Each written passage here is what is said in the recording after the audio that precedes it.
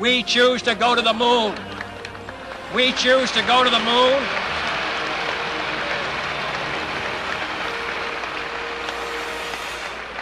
We choose to go to the moon in this decade and do the other things, not because they are easy, but because they are hard.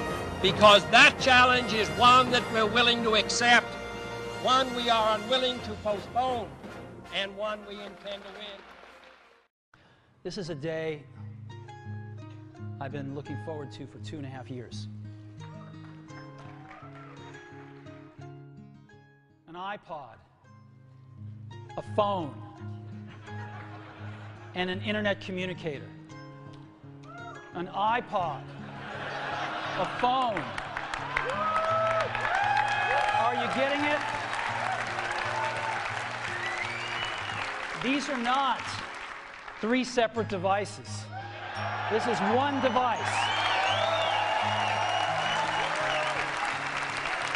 And we are calling it iPhone. Today, Apple is going to reinvent the phone. When the term leadership is mentioned, what comes to mind are men and women who have led nations, companies, or organizations to either success or failure. How can you define leadership? What do JFK and Steve Jobs have in common? Almost nothing. One thing can be said of leadership, though. You know it when you see it. There's one leadership trait that is common to all great leaders. They set an example for others. In an attempt to define leadership, we're going to explore the 3 facets: power, ethics, and transformation. Power and leadership. With great power comes great responsibility. If a leader neglects their responsibility, then power won't be theirs for long.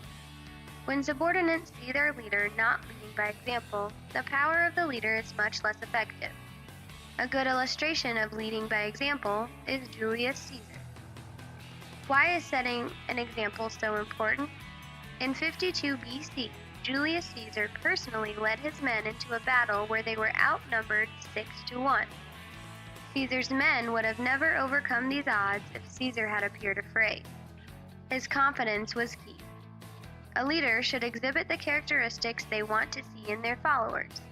A leader projects the positive energy that empowers others. A leader leads by example, but are there times when a leader should be authoritative?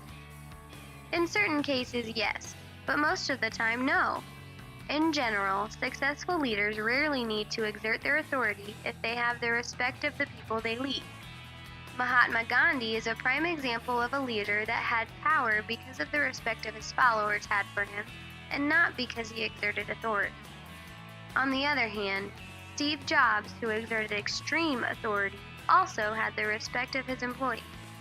A more effective strategy than exerting authority is to bring out the best in others while still maintaining a balance between authority and freedom. In order to pull off this strategy, a leader needs wisdom, which can be defined as making the best use of available knowledge. Ethics and leadership.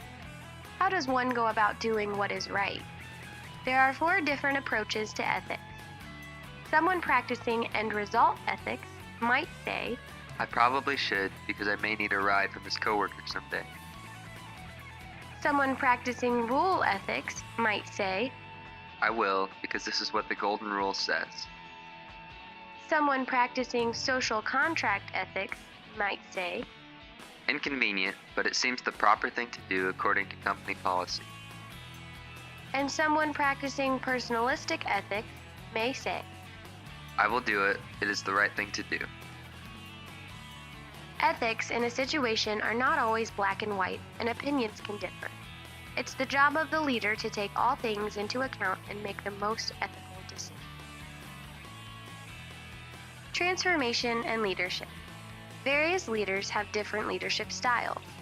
These can be divided into 4 streamlines. 1. Manipulators use deception to reach their objectives. The end justifies the means. 2. Bureaucratic administrators communicate and enforce the rules to the letter. Structure is preserved through rules. 3. Professional managers get things done through people and resources to achieve organizational objectives. Management is grounded in the responsibility for achieving results through the efficient use of both human and material resources. 4.